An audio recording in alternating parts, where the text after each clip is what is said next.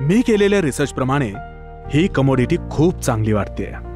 मी यात निवेश करायचा विचार करतोय. काय म्हणताय? आपल्या दोघांचे विचार किती सारखे आहेत. मी देखील याच कमोडिटीमध्ये निवेश करणार होतो. ते आत्ताच करून घेतो. हा ऐक, त्या कमोडिटीबद्दल बोलणं झालं होतं ना, जसं बोललो होतो तशीच पोझिशन घ्या. ओके, घ्या. झाली ट्रेड सुद्धा. पण तू काय करतोयस लॅपटॉपवर?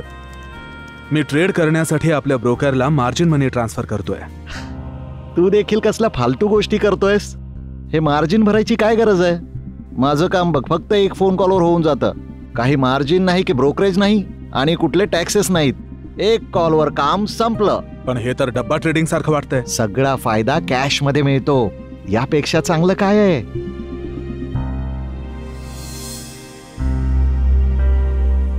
अरे संजय, काही दिवसांपूर्वी आपण ज्या कमोडिटीमध्ये निवेश केला होता त्याने तर खूपच मस्त फायदा करून दिला.